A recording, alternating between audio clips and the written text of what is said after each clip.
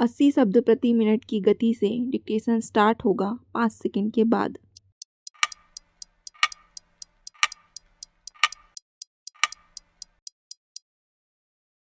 Start.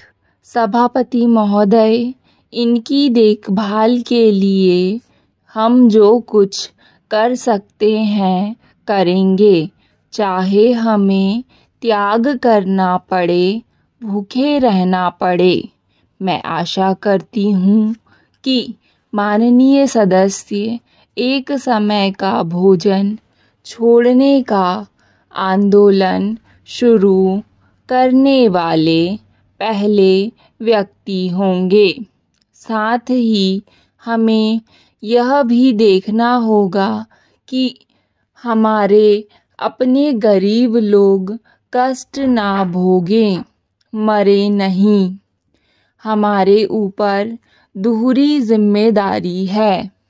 एक जिम्मेवारी अपनी जनता के प्रति और दूसरी अपने उन मित्रों के प्रति जो सीमा पार से आ रहे हैं। माननीय, हमारे एक सदस्य ने दूसरे देशों के सामने भीख की झोली फैलाने की बात कही। महोदय, मुझे भीख मांगने की आदत नहीं है। मैंने ना कभी भीख मांगी है और ना अब मांग रही हूँ, ना ही मेरा मांगने का इरादा है। यदि हमारे दूत एक देश से दूसरे देश जा रहे हैं तो वे कमज़ोरी की बात नहीं करते, वे भीख नहीं मांगते। हम इसलिए उन्हें भेज रहे हैं क्योंकि यह एक अंतर्राष्ट्रीय जिम्मेदारी है और हम विश्व समुदाय को हाथ झाड़कर इससे दूर नहीं होने देंगे।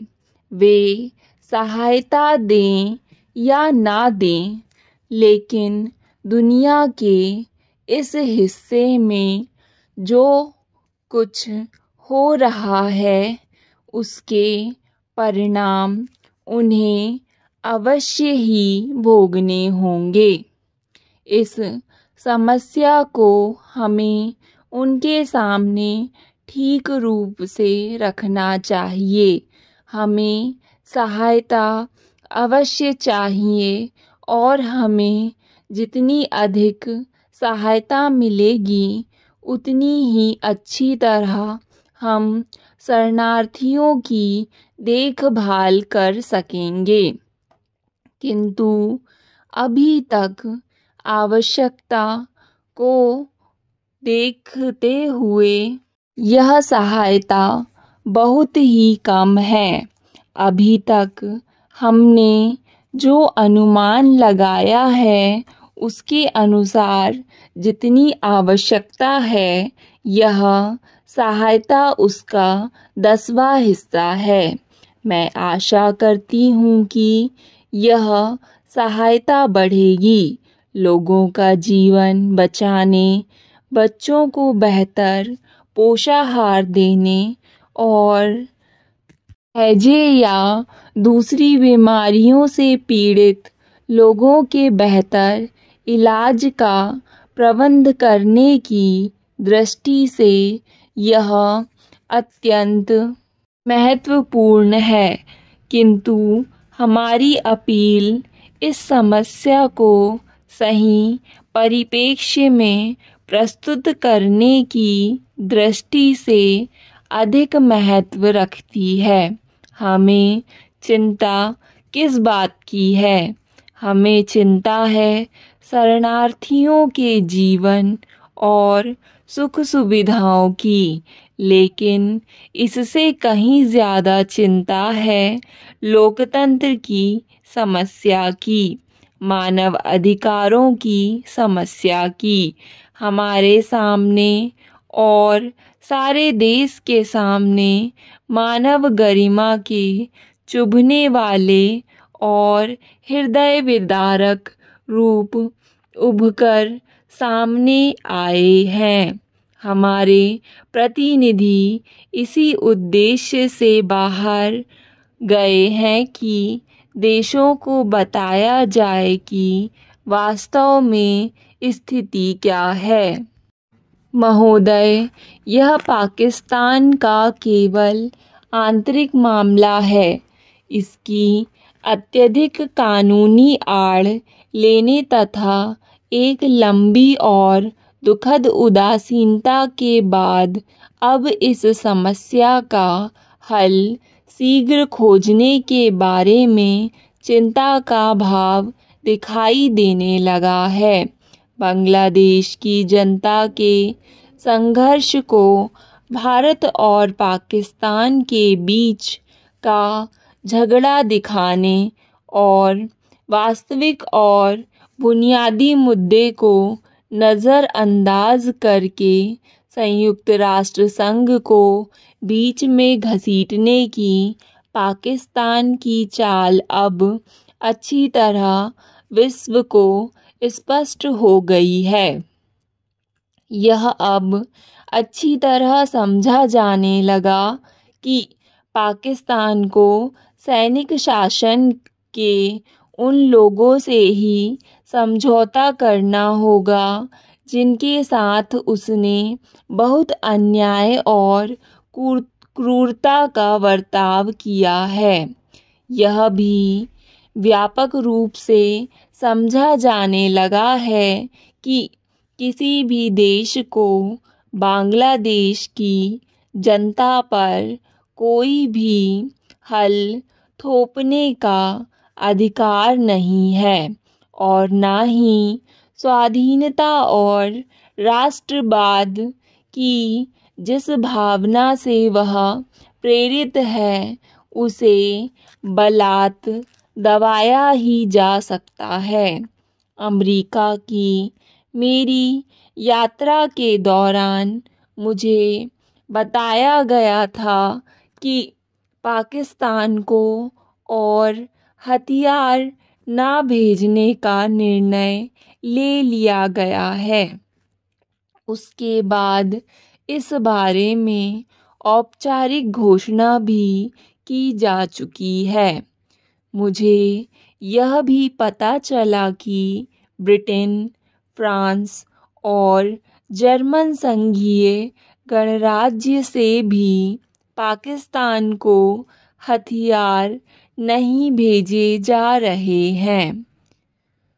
मुझे आशा है कि जिन राजनयज्ञों से मैं मिली हूँ उनके अलग अलग या संयुक्त प्रयास पाकिस्तान को ये समझा सकेंगे कि तलवार दिखाने या भारत पर कोई सैनिक संघर्ष लादने से कोई लाभ नहीं होगा। मैं आशा करती हूँ कि सद्बुद्धि कभी भी आ सकती है, क्योंकि कोई भी ठोस तथ्यों को हमेशा के लिए नकार नहीं सकता। बांग्लादेश की और वास्तव में पश्चिमी पाकिस्तान की जनता की आकांक्षाओं की ना तो उपेक्षा की जा सकती है और ना उन्हें पैरों तले रौंदा जा सकता है। जिस ढंग से हम 90 लाख से ऊपर शरणार्थियों के भारी बोझ को उठा रहे हैं उसके प्रति आम तौर से मुझे सहानुभूति की नज़र से देखा गया।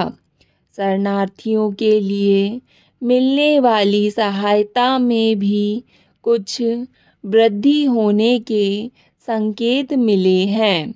ये सब देश इस बात पर सहमत हैं कि बांग्लादेश के भीतर ऐसे हालात पैदा किए जाने चाहिए जिससे और अधिक शरणार्थियों का आना रुके और जो अब भारत में हैं वे सुरक्षा और मानवीय सम्मान के साथ लौट सकें।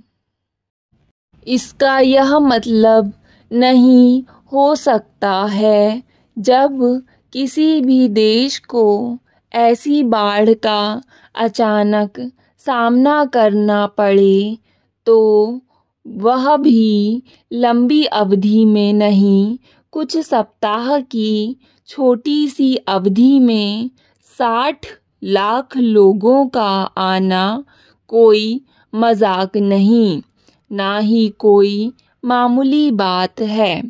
मैं माननीय सदस्य से पूछना चाहूँगी कि दुनिया के इतिहास में कोई ऐसा देश है जिसे इस तरह की समस्या के 10वें हिस्से का भी सामना करना पड़ा हो। स्थिति की वास्तविकता समझने की बजाय इस सदन में बैठकर बस आलोचना ही करते जाना बहुत सरल है। यदि किसी यूरोपीय देश में केवल 10,000 शरणार्थी आ जाएं तो सारे अखबार, सरकार और हर आदमी उबल पड़ेगा। हम करीब 60 लाख ऐसे इंसानों की समस्या से निपटने की कोशिश कर रहे हैं जो आतंक के साम्राज्य से बचकर भाग आए हैं और जो घायल, बीमार, भूखे नंगे और थके मांदे हैं और वे हमारे जैसे देश में आए हैं जो दुनिया के सबसे गरीब देशों में हैं। इन्हें युद्ध के कारण हटाए गए लोग कहें या शरणार्थी या और जो कुछ कहना चाहें, इनके साथ हमारी निसंदेह सहानुभूति है।